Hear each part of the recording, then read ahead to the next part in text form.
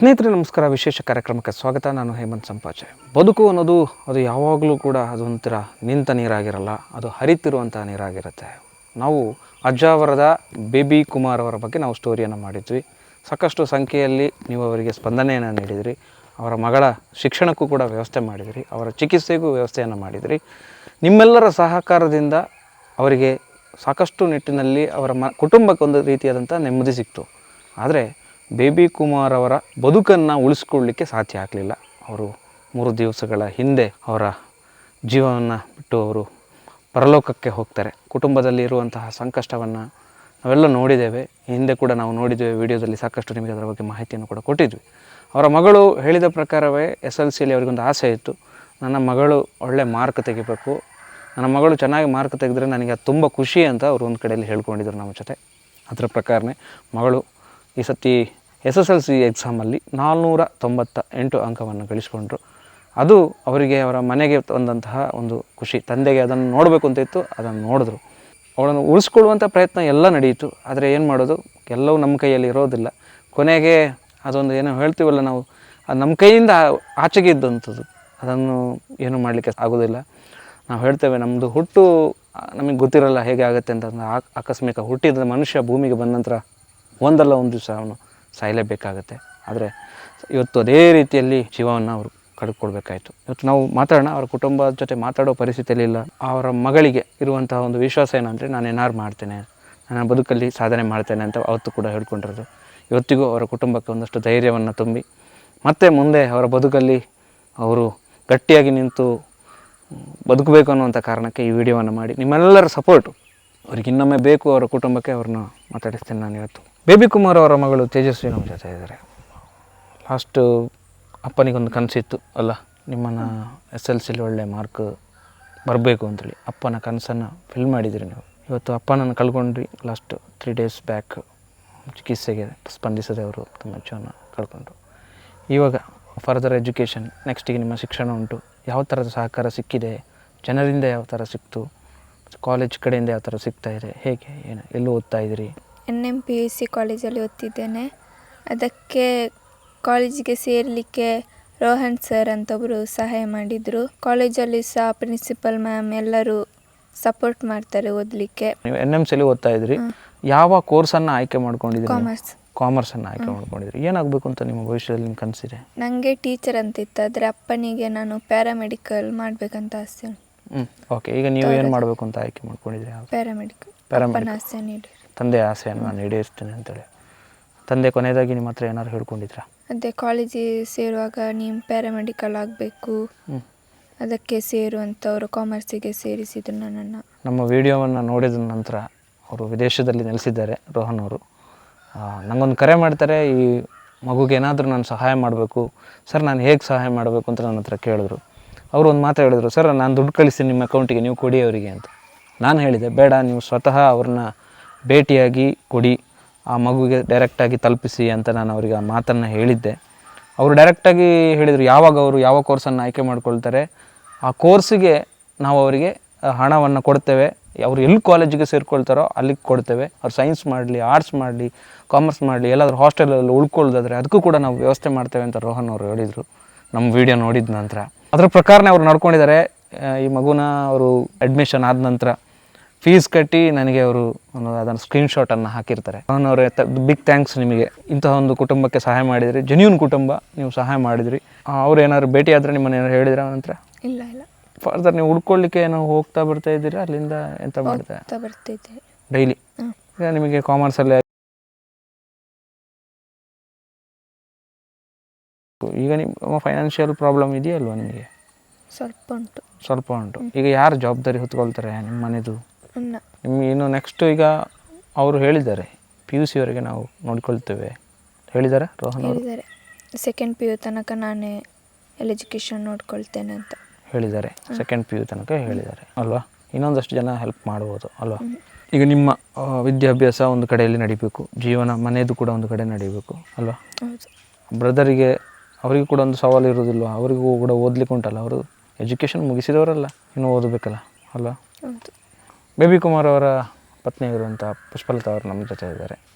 ಚಿಕಿತ್ಸೆಗೆ ಯಾವ ಥರ ನೀವು ಹೋರಾಟ ಮಾಡಿದಿರಿ ಅವರಿಗೆ, ಬೇಬಿ ಕುಮಾರ್ ಅವರಿಗೆ? ಅದೆಲ್ಲ ಜನರೆಲ್ಲ ಕೊಟ್ಟಿದ್ದಾರೆ. ಸೊ ಮದ್ದಿಗೆ ಸ್ಪಂದನೆ ಡಾಕ್ಟ್ರ್ ಏನಾದ್ರು ಹೇಳಿದರೆ ಲಾಸ್ಟ್ ಮೂಮೆಂಟಲ್ಲಿ? ಅದು ಅವರ ಅಲ್ಲೇ ಹೋಗ್ತಿದ್ದಲ್ಲ, ಅವನ ಹತ್ರನೇ ಹೇಳಿದ್ದಾರೆ ಅವರು. ಹೇಳಿದ್ದಾರೆ.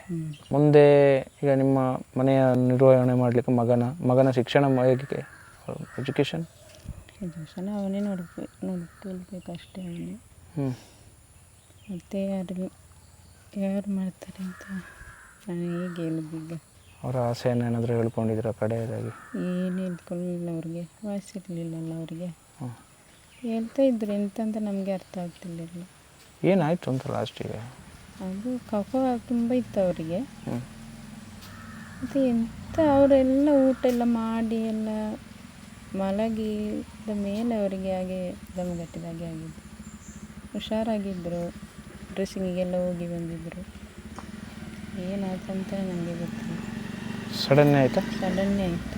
ಎಷ್ಟು ನಿಮಿಷ ಆಯ್ತು ಇದೆಲ್ಲ? 11 ಗಂಟೆಯಿಂದ 11:45 ಆಗುವಾಗ ಅವರಿಗೆ ಪ್ರಾಣ ಹೋಗಿದ್ದು. ಎಷ್ಟು ಖರ್ಚಾಗಿದೆ ಟೋಟಲ್ ಇದುವರೆಗೆ ಅವರಿಗೆ? 22.5 ಲಕ್ಷ ಆಯಿತು. 22.5 ಲಕ್ಷ ಇದುವರೆಗೆ ಖರ್ಚು ಮಾಡಿದ್ದು.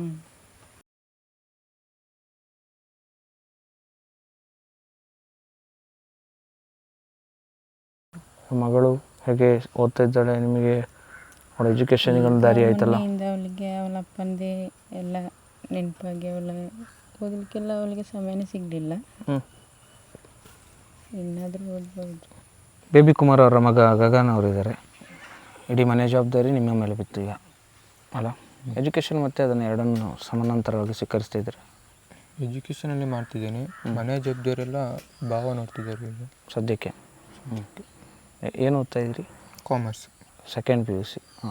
ನಮ್ಮೊಟ್ಟಿಗೆ ಚನಿಯ ಕಲ್ತಡ್ಕ ಇದ್ದಾರೆ. ಬೇಬಿ ಕುಮಾರ್ ಅವ್ರನ್ನ ತುಂಬ ಹತ್ತಿರದಿಂದ ನಿಂತು ನೋಡಿ ಅವರ ಆರೋಗ್ಯವನ್ನು ವಿಚಾರಿಸ್ಕೊಂಡು ಅವರ ಅಕ್ಕನ ಮಗ ಫೈನಲಾಗಿ ಏನೇನಾಯಿತು, ಲಾಸ್ಟಿಗೆ ಚಿಕಿತ್ಸೆಗೆಲ್ಲ ಯಾವ ಥರ ಸ್ಪಂದನೆ ಮಾಡಿದರು? ಪ್ರಾರಂಭದಲ್ಲಿ ನಾವು ಟೆಸ್ಟ್ ಮಾಡಬೇಕಾದ್ರೆ ಅವರಿಗೆ 4th ಸ್ಟೇಜ್. ಅನಂತರ ಹುಳ್ಯದಲ್ಲಿ ಆಗೋದಿಲ್ಲ ಅಂತೇಳಿ KMC ಕಳಿಸಿದರು. KMC ಅಲ್ಲಿ 8 ದಿನ ಅಡ್ಮಿಟ್ ಆಗಿ ಅಲ್ಲಿಂದ ಪುನಃ AJ ಕಳಿಸಿದರು. AJಯಿಂದ ಮತ್ತೆ ನಾವು ಪರಿಚಯದೊಬ್ಬರು ಹೇಳಿ MIOಗೆ ಕಳಿಸಿದ್ದು. MIOಲ್ಲಿ ಟ್ರೀಟ್ಮೆಂಟ್ ನಡೀತಾ ಇತ್ತು. ಒಳ್ಳೆ ರೀತಿಯಲ್ಲಿ ಟ್ರೀಟ್ಮೆಂಟ್ ಮಾಡಿದ್ದಾರೆ. ಆಲ್ಮೋಸ್ಟ್ ಅವರಿಗೆ ಸಂಪೂರ್ಣ ಗುಣ ಆಗಿತ್ತು. 0.5% ಉಂಟು ಅಂತ ಹೇಳಿದರು ಕೊನೆಯ ಹಂತಕ್ಕೆ. ಸುಮಾರು 3.5 ವರ್ಷ ಟ್ರೀಟ್ಮೆಂಟ್ ಮಾಡಿ ಆ ಸಂದರ್ಭಕ್ಕೆ ಸುಮಾರು 20 ಲಕ್ಷ ಖರ್ಚಾಗಿದೆ. 3.5 ವರ್ಷಕ್ಕೆ 12 ಲಕ್ಷ ಆಯುಷ್ಮಾನಲ್ಲಿ ಬಂದಿದೆ. ಉಳಿದದ್ದು ನಾವು ಕೈಯಿಂದಲೇ ಹಾಕಿದ್ದು, ಆಚೆ ಈಚೆ ಎಲ್ಲ ಸಾಲ ಎಲ್ಲ ಮಾಡಿ ಕೊನೆಗೆ ನಾವು 0.5% ಉಂಟಲ್ಲ, ಇಲ್ಲಿ ಲೋಕಲ್ ಹೇಳಿದರು ಅವರಿಗೆ ಆಯುರ್ವೇದಿಕ್ ಮಾಡಿದರೆ ಅದರ ಚಟ ತೆಗೆಯುವವರಿದ್ದಾರೆ ಅಂತೇಳಿ. ಹಾಗೆ ಇಲ್ಲಿ ಯಾರೋ ಹೇಳಿದರು ಅಂತೇಳಿ ಅವರ ನಂಬರ್ ತಗೊಂಡು ನಾವು ಅಲ್ಲಿ ಸಂಪಾಜೆಯಿಂದ ಅವ್ರದ್ದು ಕೊಡಗು ಬರ್ತದೆ, ಮಳೆಕುಡಿಯಾರು, ಅವರು ಮದ್ದು ಮಾಡಿದರು. 1 ವರ್ಷ ಅವರು ಮದ್ದು ಮಾಡಿದರು. ಅದರಲ್ಲಿ ಜೋರಾಯಿತು, ಗಾಯ ಎಲ್ಲ ತುಂಬ ದೊಡ್ಡದಾಯಿತು. ಅನಂತರ ಮತ್ತು ಕೊನೆಗೆ ಆಗೋದಿಲ್ಲ ಅಂತೆಲ್ಲ ಆಗುವಾಗ ಇದನ್ನು ನೋಡಲಿಕ್ಕೆ ನಮಗೆ ಕಷ್ಟ ಆಗ್ತದೆ, ಇದು ಕಷ್ಟ ಅಂತೇಳಿ ಮತ್ತೆ ಪುನಃ MIOಗೆ ಹೋದ್ದು. ಅಲ್ಲಿ ಪುನಃ ಟ್ರೀಟ್ಮೆಂಟ್ ಪ್ರಾರಂಭ ಮಾಡಿದರು, ಕಿಮೋ ಮಾಡಿದರು. ರೇಡಿಯೇಷನ್ ಆಗೋದಿಲ್ಲ, ಸರ್ಜರಿ ಆಗೋದಿಲ್ಲ, ಇನ್ನು ಕಿಮೋದಲ್ಲಿ ಕಂಟ್ರೋಲ್ ಬರ್ತಾ ನೋಡುವ ಅಂತೇಳಿ ಕಿಮೋ ಮಾಡಿದರು. ಕಿಮೋ ಮಾಡಬೇಕಾದ್ರೆ 12 ಕಿಮೋ ಮಾಡಿದರು. ಆನಂತರ ಅದರಲ್ಲಿ ಸ್ವಲ್ಪ ವ್ಯತ್ಯಾಸ ಆಯಿತು ಅಷ್ಟೇ, ಅಲ್ಲದೆ ಅದು ವಾಸಿ ಆಗುವ ಇದಾಗಲಿ. ಹಾಗೆ ಒಂದು ಸ್ಪೆಷಲ್ ಇಂಜೆಕ್ಷನ್ ಮಾಡ್ತೇನೆ, ತುಂಬ ಕಾಸ್ಟ್ಲಿ ಅಂತ ಹೇಳಿದರು. ಅಂದರೆ ನಮಗೆ ಅದು ಜೀವ ಮುಖ್ಯ ಆಗಿತ್ತು. ಪರವಾಗಿಲ್ಲ ಮಾಡುವ ಅಂತ ಹೇಳಿದೆ. ಅದರಲ್ಲಿ ನಮಗೆ 25 ದಿವಸಕ್ಕೆ ಒಂದು ಇಂಜೆಕ್ಷನ್. ಆ ಇಂಜೆಕ್ಷನಿಗೆ ಹೋಗಬೇಕಾದ್ರೆ ಸುಮಾರು ಆ 25 ದಿವಸಕ್ಕೆ 25ರಿಂದ 30 ಸಾವಿರದವರೆಗೆ ಹಣ ಬೇಕಾಗಿತ್ತು.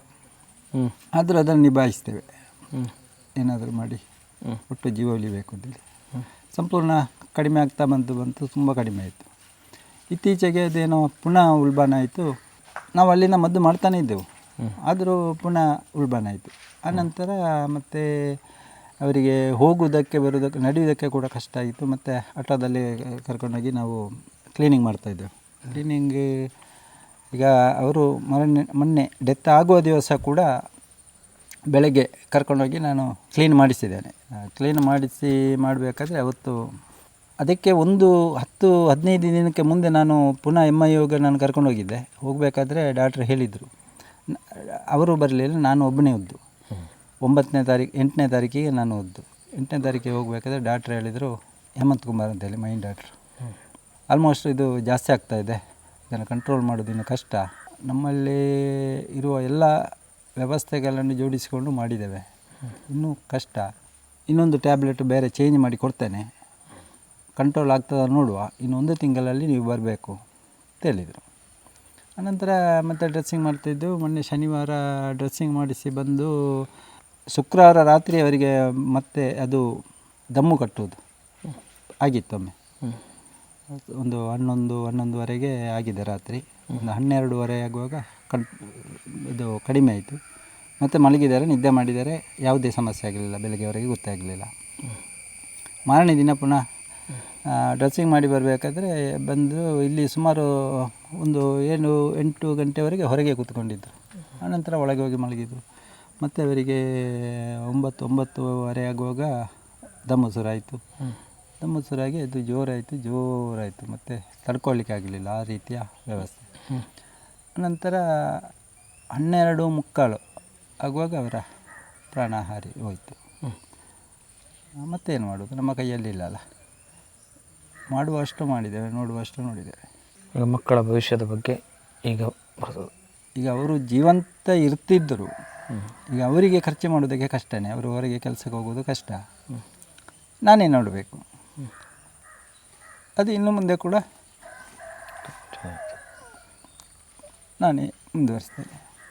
ಅವರು ಎಷ್ಟು ಕಳೀತಾರ ಅಷ್ಟು ಕಲಿಸುವ ಜವಾಬ್ದಾರಿ ನನ್ನದು. ಹಾಗೆಯೇ ಚನಿಯಕಲ್ ತಡ್ಕ ಅವರು ಹೇಳಿದರು, ಮಕ್ಕಳು ಎಲ್ಲಿವರೆಗೆ ಓದ್ತಾರೆ ಆ ಜವಾಬ್ದಾರಿಗಳನ್ನು ನಾವು ತಗೊಳ್ತೇವೆ. ಅಂದರೆ ಫೈನಾನ್ಷಿಯಲ್ ಸಹಕಾರ ನಮ್ಮ ಕಡೆಯಿಂದ ಎಷ್ಟಾಗ್ತದೆ ಅಷ್ಟು ನಾವು ಮಾಡಿಕೊಳ್ತೇವೆ. ಇನ್ನೇನಾದರೂ ಯಾರಾದರೂ ಸಹಾಯ ಮಾಡೋದಿದ್ದರೆ ಬಡ ಕುಟುಂಬಕ್ಕೆ ಮಾಡ್ಬೋದು. ಯಾರಿಗಾದರೂ ಸಹಾಯ ಮಾಡಬೇಕು ಅನ್ನೋ ಮನಸ್ಸು ಆದರೆ ಕುಟುಂಬಕ್ಕೆ ಒಂದಷ್ಟು ಸಹಾಯವನ್ನು ಮಾಡಿ. ಒಂದು ಕುಟುಂಬಕ್ಕೆ ಒಳ್ಳೆಯದಾಗೋದು ಅಂತ ಇದ್ದರೆ ಅಂಥರಲ್ಲಿ ನಾವು ಭಾಗಿಯಾದರೆ ಒಂದು ಒಳ್ಳೆಯ ಕೆಲಸ, ಅದರಿಂದ ದೇವರು ಮೆಚ್ಚುತ್ತಾನೆ ಅನ್ನುವಂಥ ಭಾವನೆ. ಓಕೆ, ಏನೇ ಆಗಲಿ ಈ ವಿಶೇಷ ಕಾರ್ಯಕ್ರಮ ಇವತ್ತಿಗೆ ಇಲ್ಲಿ ಮುಗಿಸ್ತಾ ಇದ್ದೇನೆ. ಧನ್ಯವಾದಗಳು, ನಮಸ್ಕಾರ.